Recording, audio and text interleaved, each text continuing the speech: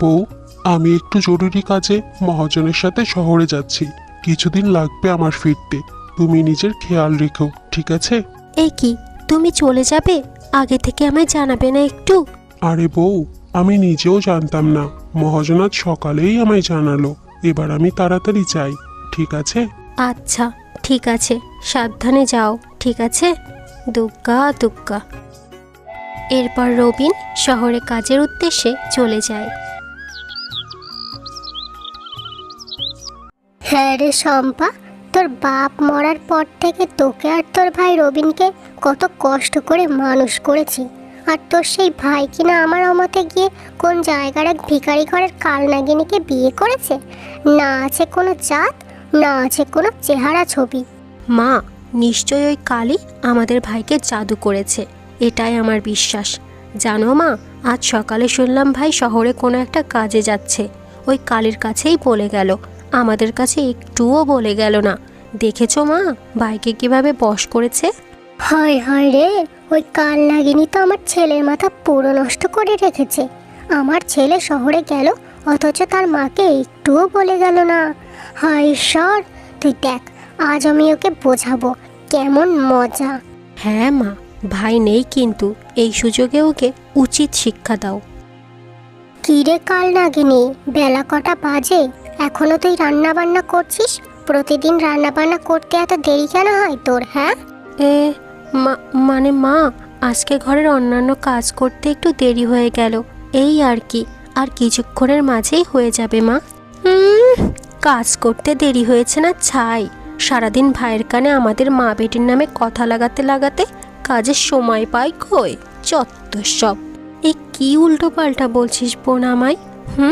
হয়েছে হয়েছে, আমার মেয়ে উল্টো পাল্টা কিছুই বলেনি। যা বলেছে একদম ঠিকই বলেছে। কান ভরে ভরে আমার ছেলেটাকে এমন একটা অবস্থায় এনেছে যে শহরে গেল, তার মা বোনকে একটুও বলে গেল না। শয়তান কোথাকার। মা, আপনি আমায় ভুল বুঝছেন। বিশ্বাস করুন, আমি আপনার ছেলেকে কিছুই বলিনি। উনি অনেক তাড়াই ছিল, তাই চলে গেল। হয়েছে, তোর ওই ভালো মানুষের রূপ আমার ছেলেকে দেখিয়ে মাথা নষ্ট করেছিস। আমার সামনে দেখাতে আসবি না। তাড়াতাড়ি রান্না বান্না করে আমায় খেতে দে, না হলে তোর হচ্ছে আজকে। এই নিন মা। এরপর তারা দুজন মিলে খাবারটা খেয়ে নেয়। বৌদি, এই বালতিতে আমার কিছু দামি কাপড় চোপড় রাখা আছে। এগুলো অনেক নোংরা হয়েছে, এগুলো এক্ষুনি ধুয়ে দিবে। বুঝেছো কি বললাম? আচ্ছা ঠিক আছে বোন, আমায় দাও, আমি এখনই ধুয়ে ঠিক করে দিচ্ছি। আর দেখো, এগুলো কিন্তু অনেক দামি কাপড়, সাবধানে ধোবে। তোমাকে বেচলেও না এই কাপড়ের দাম বেরোবে না। এরপর চন্দ্রিমা কাপড়গুলো ধুতে থাকে। বাহ, শম্পার কাপড়গুলো তো ধোয়া প্রায় শেষেরই দিকে। ধোয়া হলে কাপড়গুলো নেড়ে দিয়ে কটা খাবার খায়। ভীষণ খিদে লেগেছে, এরপর যে আরও অনেক কাজ বাকি। এরপর চন্দ্রিমা দুপুরের খাবার খেতে বসে। ঠিক তখনই তার শাশুড়ি সেখানে আসে। কি ব্যাপার বৌমা, এই অবেলায় খাবারের থালা নিয়ে বসে আছিস তুই কেন? মানে মা, আমার না অনেক খিদে লেগেছে, তাই ভাবলাম খাবারটা খাই, এই আর কি। খাবার খাওয়ার সময় সবার আগে আর কাজকর্মের বেলায় সবার পিছনে নাকি? বাপের বাড়ি থেকে খালি খাবার খাওয়া শিখে এসেছিস? আমার আর শম্পার খাওয়ার এটোগুলো পড়ে আছে, ধুসনি কেন সেগুলো? হ্যাঁ, যা ধোগা। মানে মা, আমার না অনেক খিদে পেয়েছে, আমি খাবারটা খেয়ে ওগুলো ধুয়ে দেব। মা, আমি একটু খেয়ে নিই। ওরে অলক্ষী, ঘরের মধ্যে এটো বেশিক্ষণ রেখে দিলে যে ঘরে অমঙ্গল হয়, এটুকু তুই জানিস না? অবশ্য জানবিই বা কেমন করে, তুই তো নিজেই অশুভের প্রতীক। কালী কোথাকার, যা এখনই গিয়ে ধুয়ে দে, ধুয়ে দে বলছি আমি। আজ আমি কালো হয়ে জন্ম নিয়েছি বলে শ্বশুরবাড়িতে একটু স্বাধীন মতো খাবার খেতে গেল কত কথা শুনতে হয়। তুমি আমায় কেন এমন অসুন্দর বানালে ঈশ্বর? কেন এই কালোর অভিশাপ আমায় বয়ে বেড়াতে হচ্ছে? সেই কখন থেকে কটা থালা বাটি মাজতে পাঠিয়েছি, এখনো মেজেই যাচ্ছে তো মেজেই যাচ্ছে। ফাঁকিবাজি কোথাকার। তা আমার স্নান করার জন্য ঘাটের পাড় থেকে জল এনেছিলি নাকি? ওহো মা, আমি তো ভুলেই গেছিলাম, আমি এখনই এনে দিচ্ছি, একটুখানি অপেক্ষা করুন আপনি। হয়েছে হয়েছে, আর অপেক্ষা করাতে হবে না। ঘাটের পাড়ে গিয়ে এলাকাবাসীদের সাথে আবার আড্ডা দিতে গিয়ে দেরি করবি। তোর কাজই তো এটা, আমি নিজেই নিয়ে আসছি যত সব। এরপর চন্দ্রিমার শাশুড়ি জল আনতে বেরিয়ে যায়। সেখানেই হঠাৎ তার ছোটবেলার মিত্রর সাথে দেখা হয়ে যায়। আরে সখী, এতদিন পর তোর সাথে দেখা হলো, তা এখন আমার বাড়িতে যাস না কেন তুই? আর কেমন আছিস বা? কেমন আর থাকি রে সখী, সবই তো জানিস। কষ্ট করে ছেলেটাকে বড় করেছিলাম, সেই ছেলে এমন এক জায়গায় পছন্দ করে বিয়ে করলো যে এলাকাবাসীর সামনে আর মুখই দেখাতে পারি না। হ্যাঁ রে সখী, তোর বিষয়টা শুনে আমি খুবই কষ্ট পেয়েছিলাম, কিন্তু তোর মন খুশি করার জন্য একটা খুশির সংবাদ দিয়ে দিই তোকে। তোর ঘরের মেয়ের জন্য মস্ত বড় বাড়ি থেকে একটা বিয়ের সম্বন্ধ এসেছে। তোর যদি আপত্তি না থাকে তাহলে খুব শীঘ্রই ওরা এসে বিয়ের কথা বলবে। ওদের শুধু সুন্দরী একটা বউ চাই, আর কিছুই না, বুঝেছিস? তা কি মতামত তোর?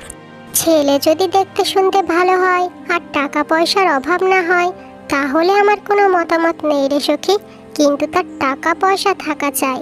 আরে সখী, টাকা পয়সার কোনো অভাব নেই, ছেলে মস্ত বড় ব্যবসায়ী। কাল সকালেই তাহলে পাঠিয়ে দিচ্ছি, কেমন? শম্পা মারে, তোর জন্য মস্ত বড় ঘর থেকে বিয়ের সম্বন্ধ এসেছে। কাল সকালে ওরা তোকে দেখতে আসবে, তা আজকে একটু রূপচর্চা করিস ঠিক মতন, ঠিক আছে? বাহ, এ তো অত্যন্ত খুশির সংবাদ। তাহলে আমি এক কাজ করি, আমার ছোট্ট বোনটাকে আজকে কাঁচা হলুদ বেটে মুখে লাগিয়ে দেই, তাহলে ওকে আরও সুন্দর দেখাবে। ঠিক আছে শম্পা? দেখো দেখো, কে আমায় রূপচর্চার জ্ঞান দেয়। শোনো, ওই কাঁচা হলুদ বাটা নিজের মুখে একটু লাগিয়ে নিও।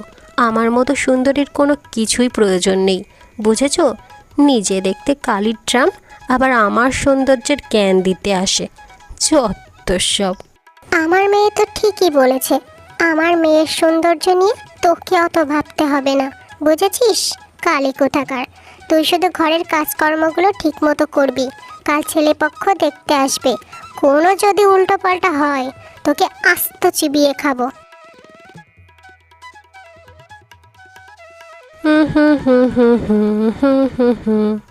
কাল সকালে আমায় মস্ত বড় ঘর থেকে ছেলেপক্ষ দেখতে আসবে।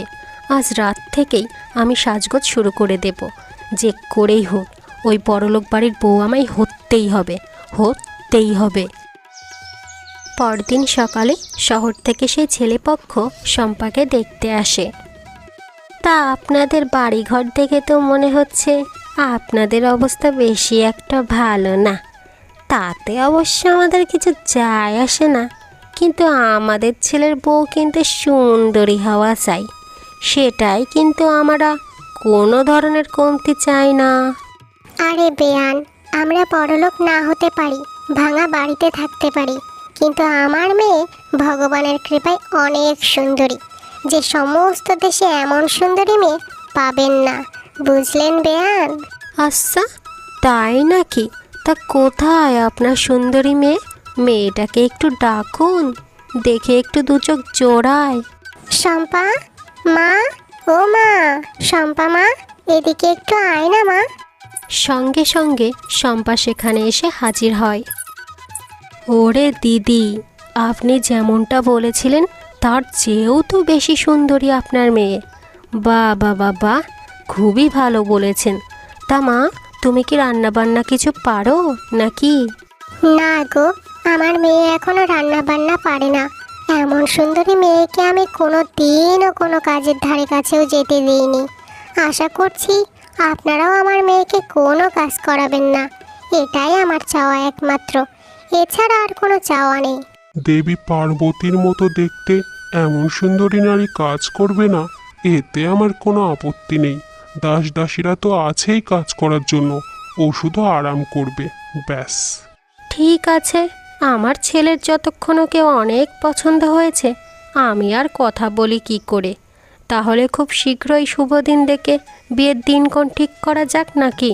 তা মা, তোমার কি কোনো আপত্তি আছে? থাকলে বলে দাও। আমার তেমন কোনো আপত্তি নেই, শুধু ছোট্ট একটা চাওয়া, আমার যখন সাজসজ্জার জিনিস লাগবে সাথে সাথে দয়া করে এনে দেবেন, ব্যাস সেটুকুই। ঠিক আছে মা, যাও, তুমি এখন ভেতরে যাও। কিছুক্ষণের মধ্যেই চন্দ্রিমা সেখানে এসে হাজির হয়। মাসিমা, আপনারা অনেকক্ষণ ধরে কথাবার্তা বলছেন, তাই এই নিন, সামান্য কিছু জলখাবারের আয়োজন করেছি আপনাদের জন্য, খেয়ে নিন। ওমা ওমা ওমা, এটা কে? এরকম কালো কুৎসিত মেয়ে তো এর আগে কোনো দিনও দেখিনি।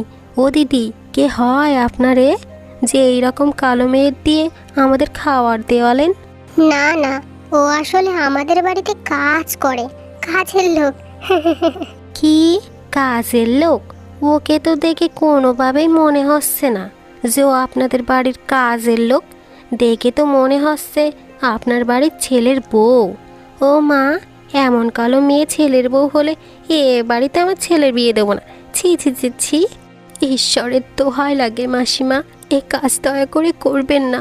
উনি সত্যি কথাই বলছে, আমি এ বাড়ির কাজের লোক মাত্র। আমি অনেক অসহায়, তাই ওনারা আমায় জায়গা দিয়েছে। আমার জন্য এই বিয়েটা ভেঙে দিবেন না, এই জায়গায় দয়া করে বিয়ে করুন আপনারা। ঠিক আছে, যেহেতু তুমি নিজের মুখে বললে তাই বিশ্বাস করলাম। তা বিমলা দেবী, তাহলে আমরা কিছুদিনের মধ্যেই আমার ছেলের সাথে আপনার মেয়ের বিয়ে দিয়ে দেব। কি রে কাল নাগিনী, তোকে না বলেছিলাম ছেলে পক্ষের সামনে তোর এই কুৎসিত চেহারা নিয়ে যাবি না? তাহলে কেন গেলি বল, কেন গেলি তুই? মানে মা, আমি আপনাকে অনেকক্ষণ ধরে ডাকছিলাম, আপনি শুনতে পারছিলেন না, তাই ভাবলাম খাবারটা নিয়ে যাই, এই আর কি। আমি অত ভাবিনি মা। হয়েছে হয়েছে, ন্যাকামি করো না। আজকে তোমার জন্য আমার বিয়েটা ভেঙে যেতে পারতো। তুমি ইচ্ছা করে সব করেছো, সবই তোমার চাল, তাই না? না ছোট, এসব তুই কি বলছিস? তোর খারাপ আমি কেন চাইবো? তুই তো আমার ছোট বোনের মতো, ভুল বুঝিস না আমায়। এই হতচ্ছাড়ি, এই চুরি করে ধরা পড়ে এখন আবার যুক্তি দিচ্ছিস? আজ তোর হচ্ছে, দাঁড়া দাঁড়া তুই শুধু। ওকে আরো বেশি করে মারো মা, এটাই ওর উচিত শিক্ষা। মারো মারো। চন্দ্রিমার শাশুড়ি তাকে মেরে একেবারে জখম করে দেয়। ছোটবেলায় মা মরে গেছিল, ভেবেছিলাম আমার শাশুড়িকে নিজের মায়ের মতো ভালোবাসবো, কিন্তু সেই শাশুড়ি ননদ আজ আমায় এত জোরে মারলো, যন্ত্রণায় মনে হচ্ছে মরে যাব। এভাবেই বেশ কিছুদিন কেটে যায়। সেই মস্ত বড় ব্যবসায়ীর সাথে শম্পার ধুমধাম করে বিয়েটা হয়ে যায়। বাহ, কি সুন্দর বউ তুমি! এরকম সুন্দরী এর আগে কোনো দিনও দেখিনি। আমার কাছে আসো। হুম, আমার মতো এরকম সুন্দরীকে কাছে পাওয়া অত সহজ নয়। আমায় কাছে তবেই পাবেন, আজকে থেকে আপনাকে আমার সব কথা শুনতে হবে, বুঝেছেন? তাহলেই আসবো, না হলে কিন্তু আসবো না। তোমার মতো এরকম সুন্দরীর একটা কি, হাজারটা কথা শুনবো, প্রয়োজনে জীবন দিয়ে দেব। এখন তো আমার কাছে আসো সুন্দরী। মা, শম্পা, আমার জরুরি কিছু কাজ পড়ে গেছে। কিছুদিনের জন্য আমি বাইরে যাচ্ছি, খুব শীঘ্রই ফিরে আসব। ভালো থেকো তোমরা, কেমন? মাত্র 2-3 দিন হলো আমাদের বিয়ে হয়েছে, আর এখনই তুমি আমায় ছেড়ে চলে যাচ্ছ? এটা কোনো কথা? কি বৌমা, তুমি এসব কি বলছো? ছেলে যদি কাজকর্ম না করে টাকা পয়সা কিভাবে কামাবে? বাবা, তুই নিশ্চিন্তে যা, এ বাড়ি নিয়ে তুই চিন্তা করিস না। তোর মা আছে তো নাকি? যা বাবা যা, তুই সাবধানে যা। ঠিক আছে মা, তোমার ভরসাতেই তাহলে আমি বের হলাম। ভালো থেকো তোমরা। এত সুন্দরী একটা বউ বিয়ে করে বিয়ের 2-3 দিনের মাথাতেই কাজে চলে যাচ্ছে, আবার মায়ের ভক্তগিরি দেখানো হচ্ছে। বাড়ি ফিরে আসো, তোমার এমন শিক্ষা দেব না। ছোট, এই ছোট। আরে বর্দি, কবিতা, তোমরা এসেছো, আমাকে জানালে না একবার?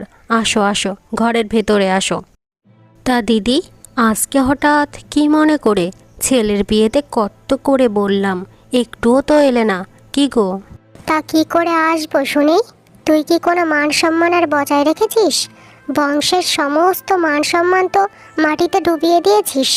কোনো গরিব ঘরের একটা মেয়ের সাথে আমার ভাগ্নের বিয়ে দিলি, এটা কোনো ভালো কাজ করলি তুই? হ্যাঁ, বল তো আমায়। তা কি আর করব, ছেলে আমার সুন্দরী মেয়েকে পছন্দ করে নিয়েছে, তাই ওখানেই করে দিলাম, এই আর কি। আর আমাদের তো টাকা পয়সা তো আছেই। এটা কোনো কাজ করলে মাসি তুমি? আমরা কত সুন্দর শিক্ষিতা, তারপরেও শ্বশুরবাড়িতে কোনো দামই পাই না। আর তুমি সুন্দরী দেখে ওরকম গরিব ঘরের মেয়েকে এত বড়লোক বাড়ির বউ করে নিলে। হায় ঈশ্বর, সবই কপাল। দেখ ছোট, যা ভুল করার করেছিস। এখন ওই ভিখারি বাড়ির মেয়েকে ওর জায়গা তোরই বোঝাতে হবে। ওকে দিয়েই ঘরের সমস্ত কাজ করাবি। ওকে যদি এর চেয়ে বেশি মাথায় তুলেছিস, ভবিষ্যতে তোর ঘাড় ভেঙে খাবে। বুঝেছিস কি বলতে চাইছি আমি? হ্যাঁ দিদি, তুই একদম সঠিক কথাই বলেছিস। এই মেয়েকে আর মাথায় তোলা যাবে না। ছেলের কথাই সুন্দর খুঁজতে গিয়ে ভুল করে ফেললাম মনে হয়। ও মা, শম্পা চলে যাওয়ার পর থেকে আপনি খাবার দাবার খাওয়াই একেবারে বন্ধ করে দিয়েছেন। এভাবে চলতে থাকলে তো অসুস্থ হয়ে যাবেন, একটু খেয়ে নিন। তুই কি বুঝবি রে হতচ্ছাড়ি? একজন মেয়ে শ্বশুর বাড়ি চলে গেলে তার মায়ের যে কত চিন্তা হয়, তুই তো মা মরা মেয়ে, তুই সেটা বুঝবি না। বুঝেছিস? হ্যাঁ মা, একদম ঠিক কথাই বলেছেন। আমার তো মা নেই, তাই এই সম্পর্কে আমার কোনো ধারণাই নেই। তবে এটুকু জানি, শম্পা তো আর আমার মতো কালো না, তাই ওর শ্বশুর বাড়িতে আমার মতো এত কষ্ট হবে না। এটা কিন্তু একেবারে সঠিক কথা বললি এতদিনে। আমার ওই সুন্দরী মেয়েকে ওরা নিশ্চয়ই মাথায় তুলেই রেখেছে। কি ব্যাপার বৌমা, আসার পর থেকে শুধু ঘরেই বসে থাকো? একটু সংসারে দু একটা কাজকর্মও তো করতে পারো নাকি? মা, আপনি এসব কি বলছেন? বিয়ের সময় তো আমার মা বলেই দিয়েছে আমি আমার এই সুন্দর হাত দিয়ে কোনো দিনও কোনো কাজ করতে পারবো না। হয়েছে হয়েছে, ওইসব ফুটানি তুমি রাখো। তোমার সৌন্দর্য ধুয়ে আমার ছেলে জল খাবে, কিন্তু আমি তোমার গুণ ছাড়া আর কিছুই দেখব না। এখন থেকে ঘরের টুকিটাকি কাজকর্মে তুমি তোমার হাত নাড়াবে। বুঝেছো কি বলছি? যাও এখন গিয়ে রান্না বান্না করো, আমার খুব খিদে পেয়েছে। আর আজ ঘরে কোনো চাকর বাকরও আসবে না। এরপর শম্পা তার শাশুড়ির জন্য রান্না বান্না করতে থাকে। মায়ে কোথায় বিয়ে দিল আমায়, এখানে এসে আমায় রান্না বান্না করতে হচ্ছে।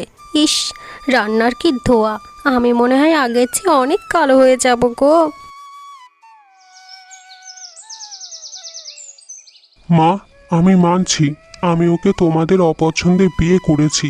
ও দেখতে অতটা সুন্দর না, কিন্তু ওকে নিয়ে আমি তো সুখে আছি।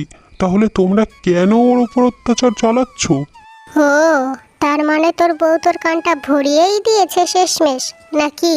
হ্যাঁ গো, তুমি কেন মাকে এসব বলছো? দয়া করে থামো, তোমায় তো আমি কতবার করে না করছি। থামো, তুমি থামো। চন্দ্রিমা কোনো দিন আমার কান ভরেনি মা। ও সব সময় আমায় তোমার নামে অনেক ভালো ভালো কথাই বলে, কিন্তু আফসোস তুমি কোনো দিন ওকে চিনতে পারলে না। আর যদি এভাবে আমার বউয়ের উপর তুমি অত্যাচার চালাতে থাকো, তাহলে আমি আমার বউকে নিয়ে খুব শীঘ্রই এই বাড়ি ছেড়ে চলে যাব মা। হ্যাঁ গো বৌমা, তুমি এসব কি রেঁধেছো? একটা খাবারও তো মুখে দেওয়ার যোগ্য না। কি রেঁধেছো তুমি? হ্যাঁ শুনি। দেখুন মা, আমার মা আমায় দিয়ে কোনো দিনও এসব ছাইপাশ রান্না করায়নি। আমি যতটুকু রেঁধেছি এটুকু আমার জন্য যথেষ্ট। বুঝেছেন আপনি? বাপের বাড়িতে তো চাল ছিল কিছুই নেই, তা তোমার এত ফুটানি কোথা থেকে আসে শুনি? ওই 2 টাকা দামের সৌন্দর্যের কোনো দামই নেই যদি কোনো গুণ না থাকে। যাকগে, বাথরুমে আমার কিছু কাপড় রাখা আছে, ওগুলো ধুয়ে দেবে। এখন যাও, ধুয়ে দাও গা। এ কি বলছেন মা আপনি? আমি আমি কাপড় ধোবো কিভাবে? আমি তো ধুতেই পারি না মা। ওসব বললে তো হবে না বৌমা। আজকে থেকে তোমায় কঠিনভাবে বলে দিচ্ছি, সমস্ত কাজ তোমাকেই করতে হবে এই বাড়িতে। বুঝেছো? আর কাজকর্ম যদি না করতে পারো তাহলে যাও, ওই ভিখারি বাড়ির মেয়ে হয়েই থাকো। এই বাড়িতে তোমার কোনো জায়গা হবে না। হায় ঈশ্বর, এ কোথায় আমার মা আমায় বিয়ে দিল? এখানে এসে তো আমায় পুরো ঝি চাকরদের মতোই সমস্ত কাজ করতে হচ্ছে। আমার মতো সুন্দরী মেয়ের এ কেমন ভাগ্য হলো? আমার সুন্দর হাতগুলো তো নষ্ট হয়ে যাচ্ছে। বৌমা, আমি স্নান করব, গরম জল এনে দাও এক্ষুনি। এরপর শম্পা গরম জল আনতে যায়, সেখানে হঠাৎ পা পিছলে যায়। মা গো! সঙ্গে সঙ্গে শম্পার সমস্ত মুখ পুড়ে যায়। হায় ঈশ্বর, এ আমার কেমন সর্বনাশ হয়ে গেল গো। একটা গরিব ঘরের মেয়েকে শুধুমাত্র তার সৌন্দর্যের জন্যই ছেলের বউ করেছিলাম, আজ তার সেটাও নষ্ট হয়ে গেল। এই হতচ্ছাড়ি, এই বাড়ি থেকে তুই বেরিয়ে যা, বেরিয়ে যা এক্ষুনি। এসব আপনি কি বলছেন মা? আপনার জন্যই তো এত এত কাজ করতে গিয়ে আজ আমার মুখের এই দশা হয়েছে। সমীর, তুমি জানো তুমি এতদিন না থাকায় তোমার মা আমায় দিয়ে অনেক কাজ করিয়েছে। আমার সুন্দর হাতগুলো নষ্ট হয়ে গেছে। তোমার মাকে এক্ষুনি বের করে দাও এই বাড়ি থেকে, এক্ষুনি এক্ষুনি। তোমার মতো মেয়ের কথায় আমি আমার মাকে ঘর থেকে বের করে দেবো? তুমি এটা ভাবলে কি করে? আমার মা যা বলেছে তাই হবে। তুমি বেরিয়ে যাও, বেরিয়ে যাও এই বাড়ি থেকে। তোমার মতো অসুন্দর মেয়ে আমার দরকার নেই। বেরিয়ে যাও এখান থেকে। যত সব বড় বড় কথা। কি কি বললে তুমি? আজ আমার সৌন্দর্য নষ্ট হয়ে গেছে দেখে তুমি আমায় এভাবে ছুঁড়ে ফেলে দিচ্ছ? তার মানে এতদিন শুধু সৌন্দর্যের জন্যই আমায় ভালোবেসেছিলে? এই হতচ্ছাড়ি, এখানে বসে ন্যাকা কান্না না করে চুপচাপ এই বাড়ি থেকে বেরিয়ে যা। তোর সৌন্দর্য যতদিন ছিল ততদিন তোকে সহ্য করেছি, এখন আর সহ্য করার কোনো মানে নেই। দূর হ, দূর হ এই বাড়ি থেকে। এ কি সোনা মা, তুই এই অবেলায় আমার বাড়ি? আর তোর মুখের এই দশা কেন? কি হয়েছে মা, বল। ও মা, সব শেষ হয়ে গেছে মা। আমার সৌন্দর্য নষ্ট হয়ে গেছে বলে আমার শাশুড়ি বাড়ি থেকে আমায় তাড়িয়ে দিয়েছে। আমার সংসার ভেঙে গেছে মা, ভেঙে গেছে। ওরে আমায়, এ কি সোনালি সোনা মা, নিজের ছেলের বউয়ের সাথে অন্যায় করেছি দেখে ভগবান আমার মেয়ের সাথেও আজ এমন করলো রে। মা, শম্পা, তোমরা দয়া করে এভাবে কেঁদো না। তোমরা কাঁদলে যে আমার খুব কষ্ট হয়। মা, তোমাদের যদি আপত্তি না থাকে আমি আমার দুঃসম্পর্কের এক ভাইয়ের সাথে শম্পার বিয়ের বিষয়ে কথা বলে দেখতে পারি, এই আর কি। আমরা তোকে এত কষ্ট দিয়েছি, তারপরেও আমার মেয়ের বিপদে এভাবে এগিয়ে আসলি মা। শম্পার সৌন্দর্য তো এখন নষ্ট হয়ে গেছে, তারপরেও তুই তোর ভাইয়ের সাথে বিয়ে দিতে চাইছিস কেন রে মা, কেন? সংসারে একসাথে থাকলে অনেক কিছুই হয় মা, তাই বলে সেগুলো মনে ধরে রাখতে হয় না। আর একজন মানুষের সৌন্দর্য লুকিয়ে থাকে তার মনে, তার রূপ দিয়ে বিচার করা একদমই উচিত নয়।